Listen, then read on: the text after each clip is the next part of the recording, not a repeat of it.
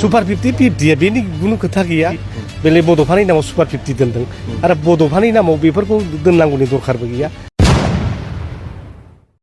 खुलुमबाय लोगोफोर बयखौबो फिन खनसे गोदान भिडिअ बानायबाय बे समाव नोंथांमोननि गेजेराव माखासे इम्पर्टेन्ट आपडेट शेयार खालामनो थाखाय नैबे भिडिअखौ लाबोनाय जालायबाय नोंथांमोना भिडिअखौ जोबजासिम नायलां। थ' नोंथांमोना बयबो मिथिखायो सिनायखायो बिपि पार्टीनि इयुथनि सासे दैदेनगिरि बा लिडार प्रहलाद ब्रह्म बिथाङा जे थांनाय इउपिपिएल सोरखारनि समाव बड'फा जाय बर'नि बिफानि नामाव मोनसे सोलोंथाइखौ जौगाहोनायनि नामाव बड'फा सुपार 50 आसनि बा मिशन बानायदोंमोन। दा बै मिशनखौ लानानै बिथाङा माखासे बाथ्रा बुंदों जे दा बड'फानि नाम थालायनांगौ गोनांथि गैया बेखौ जोङो नाम बेलेग सोलायनानै होगोन बेहाय बड'फानि उपेन्द्रनाथ ब्रह्मनि नाम थालायनांगौनि दरखार गैया दा बेफोरबायदि बाथ्रा बुंनाय। थ' नोंथांमोना भिडिअखौ नोंथांमोना गिबियाव आं मोननै आपडेट होगोन। थ' फार्स्टआवनो जाय बिपिएफ गभर्नमेन्ट बा जोंनि बिटिसिनि इएम आखतारा बेगम बिथाङा मैयासो जितु 15 आगस्ट जा इन्डिपेन्डेन्स डे जोंनि हादरनि भारत हादरनि बे समाव माहारियारि फिरफिला बिरहोनायनि उनाव बिथाङा जे माखासे बिबुंथि लाखिनाय स्पिच होनाय समाव जे उदांस्रि सानखौ माने इन्डिपेन्डेन्स डेखौनो बिथाङा मा होनदों सुबुंखान्थि बा गणतान्त्रिक दिबस होननानै माखासे बाथ्रा बुंबाय थानाय गले गले गणतान्त्रिक होननानै बुंनायखौ जों ससियेल मिडियायाव भाइरेल जानाय नुदों। थ' नोंथांमोना ससे भिडिअ क्लिपखौ नाय आरो जाय बड'फा सुपार 50 बा बड'फानि नामाव जे मोनसे मिशन बानायनाय बिनि बागै मा बुंखो एसे नायनानै लायदो प्रहलाद ब्रह्मआ। আজি আমার এই ৮০তম গণতন্ত্র দিবসত ৮০তম গণতন্ত্র দিবসত ৮০তম গণতন্ত্র দিবসত ৮০তম গণতন্ত্র দিবসত ৮০তম গণতন্ত্র দিবসত গোটেই আমার এই বিটিসি অঞ্চলেও এইবার সাব ডিভিজন হিসাবে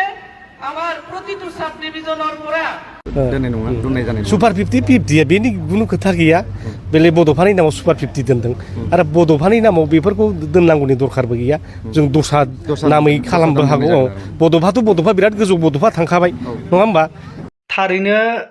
बे बेगम आखतारा आहमेदनि बागै आं जेबो बुंनो थांला स' जानांगौ बिथाङा एसे आन्दायदों गोनो गोथो जादों बेखायनो माने सासे गियानि बुद्धिजिबि सुबुङा जुदि गोरोन्थि खालामनाय दा बिनि सायाव मा बुंनांगौ आरो नोंथांमोना बिनि सायाव एक्सप्लेन बा बिजिरनानै नायदो थ' नोंथांमोनानो बुजिसिगोन। स' बिथाङा उदांस्रि सानखौ सुबुंखान्थि सान होननानै गले गले बुंबाय थानाय बे माने बिराद माने आसरित आरो थ' गोबांथार बेफोरबायदि भाइरेल जाबाय थानायखौ नोंथांमोना नुदों। नाथाय जिथु बाथ्राखौ बुंबाय प्रहलाद ब्रह्म बिथाङा जे जोंनि हारिनि बिफा बड'फा बे बड'फानि नामा जे मोनसे आसनि बा मोनसे जायखिजाया मिशनफोराव बिथांनि नाम थानो नाङा बा सुपार 50 जाय सोलोंथाइ बिफानखौ जौगाहोनो थाखाय 5 बोसोर इउपिपिएल गभर्नमेन्टआ जे थांखि लादोंमोन थ' बेखौ बिथांमोना नेवसिगारदों आरो लोगोसे बड'फानि नामखौबो बिथाङा नेवसिगारदों माने बिथांनि नाम थालायनांगौ गोनांथि गैया होननाया बे मोनसे जोंनि बर' हारिनि थाखाय मोनसे लाजिथाव आरो साननो गोनां होननानै नोंथांमोना बेखौ बुजिनो मोनदों। जिहेतु प्रहलाद ब्रह्म बिथाङा जिबायदि बाथ्राखौ बुंदों नाथाय बे जोंनि रायजो राजाफोरनि थाखाय गनायजाथावबो जायाखै जानांगौ। थ' जायखियानो जा जितु नांगौब्ला मुंफोरखौ गुबुन दोन नाथाय बड'फानि नामखौ बिथांमोना खोमोरनाङा। बिथांनि नामाव जों दिनै बर' हारिया माने खौसेथि मोन्थोरखौ लाखिगासिनो दङ बुहुमनि बर'फोर खौसे जा होननाय बे मोन्थोरखौ लाखिगासिनो दङ। नाथाय बेबायदि समाव जुदि प्रहलाद ब्रह्ममोन बायदिया सासे पलिटिसियाना जे बड'फानि नामखौ थालायनांगौ गोनांथि गैया बबेबा मोनसे आसनिफोराव बेफोरबायदि बाथ्रा बुंनाया एसे माने साननो गोनां आरो थ' हायोब्ला बिथांमोना बिपि पार्टीया बा प्रहलाद ब्रह्म बिथांमोना जे मोनसे आरो बिनिफ्राय मोजांसिन बड'फानि नामाव मोजांसिन आसनिखौनो बानाय जुदि बेखौ जुदि सुखुवाखैब्ला बड'फानि नामावनो सोलोंथाइखौ जौगाहोनायनि नामाव मोनसे मोजां मोनसे मिशन बानाय बाख्नायथाव बानाय नाथाय बेफोरबायदि अपमान खालामनाय थानाङा होनलायनाय बेफोरबायदि बाथ्रा बुंनाया बे पलिटिसियानफोरनि माइन्डआव माने ओरैबादि सम सम माने एखेबारे नेगेटिभ पइन्टखौ लानानै बिथांमोना बाथ्रा बुंबाय थानायखौ जों नुनो मोनो आरो थ' बिनि सायाव आं बांद्राय बाथ्रा बुंनो साना स' बिथांमोना मा बुंनो सानदों प्रह्लाद ब्रह्ममोना माबायदि बुंनो सानदों नाथाय फारसेथिं नुनो मोनबाय जे बिपि पार्टियाव बा बिटिसि दानि आथिखालनि गभर्नमेन्टनि जिथु पार्टिसिपेट लिडारफोर दा बैसोरनि गेजेराव माने सिंजों सिं माखासे थोंजोङारि सोमोन्दोआ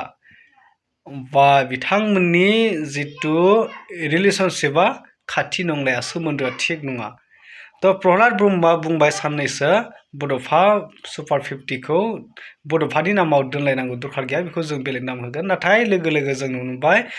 बड'फा सुपार 101 बेफोरबायदि मोनसे लन्च खालामनाय नुलायबाय अब्ला नोंथांमोना नायदो गोनो गोथो बेफोरबायदि माखासे पलिटिसियानफोरा एकदम नेगेटिभ माइन्डखौ लानानै सोलिगासिनो दङ जास्ट थाखानि थाखायल'सो बिथांमोना पलिटिक्स खालामदों नामा दा बेफोरबायदि गोबां कुइसन थ' बिनि सायाव नोंथांमोना मा कमेन्ट खालामो कमेन्ट खालामफोरदो